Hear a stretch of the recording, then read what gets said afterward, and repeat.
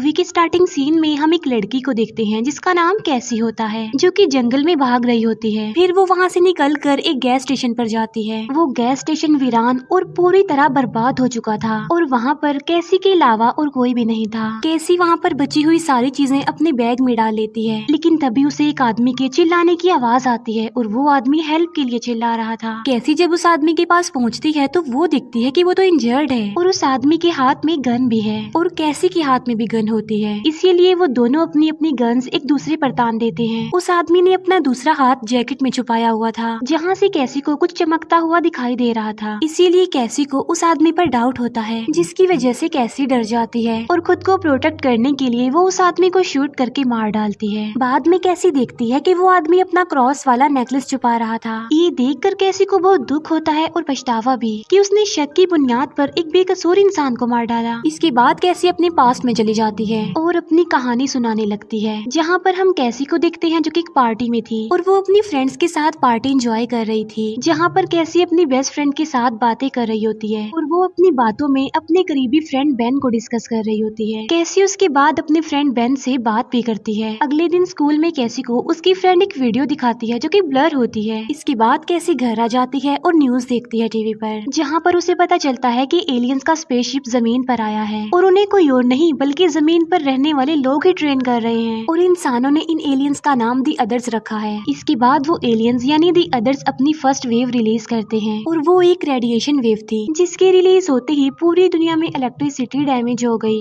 जहाँ पर गाड़ियाँ, मोबाइल्स और हर इलेक्ट्रिक चीज ने काम करना छोड़ दिया और ये चेंजिंग देखकर लोग बहुत ज्यादा डर गए। इसीलिए उन्होंने ये जगह छोड़कर बड़े सिटीज की तरफ मूव कर लिया। फिर एक दिन कैसी और उसका भाई पानी भर रहे होते हैं कि तभी सेकंड वेव भी रिलीज हो जाती है, जिसमें उन एलियंस यानी दी अदर्स ने पूरी दुनिया के सिस्टम को चेंज कर दिया, जिसका साइड इफेक्ट ये होता है कि अर्थक्वेक और समुद्री तूफान।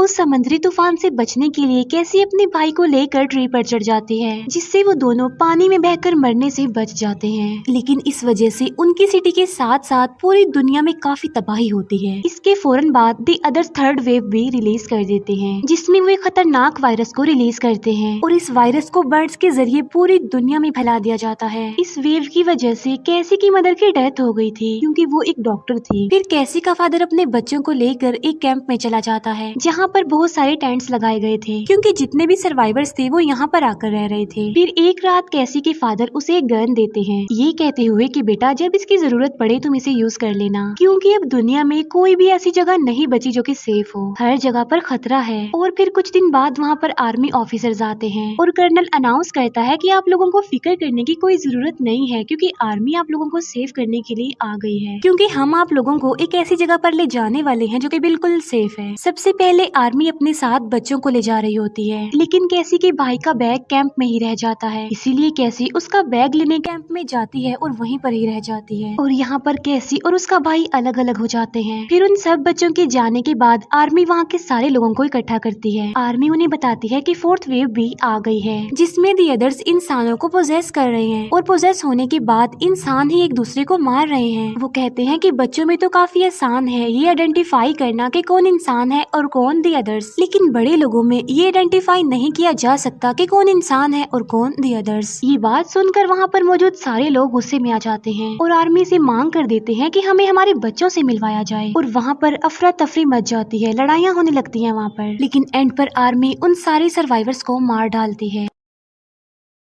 कैसी भी ये सब कुछ देख लेती है। तब कैसी के फादर उसे कहते हैं कि बेटा यहाँ से भाग जाओ। और फिर जब आर्मी वहाँ से चली जाती है तब कैसी अपने फादर के पास आती है और अपने फादर को मरा हुआ देखकर कैसी बहुत ज्यादा दुखी हो जाती है और अब वो ये बात डिसाइड करती है कि चाहे जो भी हो जाए मैं अपने भाई को तो बचा कर रहूंगी। तभी वो वहाँ से एक गन लेती है और आर्मी यूनिट की तरफ भागती है। चलते चलते वो उस गैस स्टेशन के पास आ जाती है जहाँ पर वो मूवी के स्टार्ट में भी गई थी। फिर आर्मी हर जगह से बच्चों को कलेक्ट करके एक सेफ जगह पर ले जा रही थी। वो लोग सारे बच्चों को एक एक टोकन देते हैं और बाद में उन बच्चों का चेकअप करने के लिए उन्हें अंदर भेजा जाता है और तभी उन बच्चों में बारी आती है कैसी के फ्रेंड यानी बेन की। और जब बेन अंदर जाता है तो डॉक्टर उसे बताती है कि दी अदर्स इंसानों का रूप लेकर इंसानों पर ही अटैक कर रहे हैं और इसीलिए आर्मी को उन सब बच्चों की जरूरत है ताकि वो दी अदर्स से लड़ने के लिए इन बच्चों को ट्रेन करें। ये सारी बातें बताकर डॉक्टर बेन के अंदर एक ट्रैकर इंजेक्ट कर देती है और सेम ऐसा सारे बच्चों के साथ किया जाता है। हम कैसी को देखते देखते हैं जो कि अपने सफर में होती है। फिर वो जंगल से निकलकर रोड पर आ जाती है, जहाँ पर उसे कोई गोली मारकर इंजर्ड कर देता है, जिससे कैसी फौरन बेहोश हो जाती है। आर्मी यूनिट में हम देखते हैं कि आर्मी बच्चों को ट्रेन कर रही होती है 5th वेव से लड़ने के लिए। कैसी को वहाँ से एक इवान नाम का लड़का उठाकर अपने साथ ले जाता है, जो कैसी को मेडिसिन वगैरह देता है। और उस लड़के को कैसी का नाम भी पता था, वो इसलिए क्योंकि वो कैसी की डायरी पढ़ चुका था। फिर कैसी उस लड़के यानी इवान से अपनी गन के बारे में पूछती है, जिस पर इवान कहता है कि मैं तुम्हारी गन के बारे में कुछ नहीं जानता, मेरे पास नहीं है वो। इसके बाद कैसी इवान से आर्मी यूनिट का एड्रेस पूछती है और वो ये कहती है कि वहाँ मैंने जाना है अपने भाई को बचाने के लिए। आर्मी यूनिट में हम देखते हैं कि कैसी का भाई बेन के ही ग्रुप में होता है। वो सब लोग वहाँ पर बैठे होते हैं कि तभी वहाँ पर डॉक्टर एक लड़की को लेकर आती है और उस लड़की को बेन की टीम में शामिल कर देती है, क्योंकि वो लड़की एक काफी अच्छी शूटर थी। कैसी देखती है कि इवान काम में बिजी है, इसीलिए वो उस घर को एक्सप्लोर करने के लिए इवान के रूम में जाती है और वहाँ पर कैसी को अपनी गन मिल जाती है और इस वजह से कैसी डर जाती है और फिर वो वहाँ से भाग ही रही होती है कि तभी इवान आकर उसे पकड़ लेता है। कैसी को इवान पर डाउट होता है कि शायद ये मुझे मार देगा, लेकिन असल में वो कैसी को दी अदर से प्रोटेक्ट कर रहा था। फिर इवान कैसी को घर ले आता है और उसे बताता है कि मैंने तुम्हारी गन इसीलिए छुपाई थी कि मुझे डर था कि कहीं तुम मुझे शूट करके न मार डालो। और वो ये भी कहता है कि शाम को मैं खुद तुम्हें आर्मी यूनिट ले जाऊंगा। फिर वो लोग आर्मी यूनिट के लिए निकल पड़ते हैं। रास्ते में इवान कैसी को ट्रेन भी करता है कि कैसे खुद को प्रोटेक्ट किया जाएगा। कर्नल बेन को कहता है कि मैं तुम्हें अपनी आर्मी के साथ एक मिशन पर भेज रहा हूँ और वो बेन को एक हेलमेट भी दिखाता है और बताता है कि ये हेलमेट स्पेशल दी अदर्स को आइडेंटिफाई करने के लिए बनाया गया है और वो सारे लोग इस हेलमेट को पहनेंगे और जब दी अदर्स इनके सामने आएंगे तो लाइट ग्रीन हो जाएगी। हम देखते हैं कि कैसी और इवान एक दूसरे के साथ घुल मिल गए थे, जबकि बेन को आर्मी के बजाय बच्चों की टीम के साथ भेज दिया जाता है मिशन के लिए। लेकिन बेन कैसी के भाई को वहीं पर छोड़ जाता है, क्योंकि कैसी का भाई एज में काफी छोटा था। फिर वो लोग अपने टारगेट पर पहुंच जाते हैं और वो दिखते हैं कि दी अदर्स हेलमेट की मदद से सच में ग्रीन नजर आ रहे हैं और यहाँ पर बच्चों और दी अदर्स की जबरदस्त फाइट होती है। इसी लड़ाई में एक बच्चे की मौत भी हो जाती है। दी अदर्स को डिस्ट्रैक्ट करने के लिए वो शूटर एक बस को ब्लास्ट कर देती है, जबकि बाकी लोग एक जगह पर जाकर छुप जाते हैं। फिर वो शूटर जब अपनी टीम के पास पहुँचती है तो वो अपना ट्रैकर निकाल देती है, जिससे अचानक वो भी सबको ग्रीन नजर आ रही थी। ये देखकर बेन को सारी बात समझ आ जाती है और वो भी अपना ट्रैकर निकाल देता है। ट्रैकर निकालने पर वो भी सबको ग्रीन ही नजर आ रहा था और बेन यहाँ पर आर्मी की सारी चाल समझ चुका था। वो सबको समझाने की कोशिश करता है कि ये हमारे लिए एक ट्रैप है, जिसमें दी अदर्स हमें फंसाना चाह रहे हैं और 5th वेव कोई और नहीं बल्कि हम बच्चे हैं और हमारा इस्तेमाल दी अदर्स कर रहे हैं बचे हुए इंसानों को मारने के लिए। और इसीलिए उन्होंने ट्रेनिंग देने के लिए बच्चों को ही चुना, क्योंकि बड़ों की निस्बत बच्चों को चेंज करना आसान है।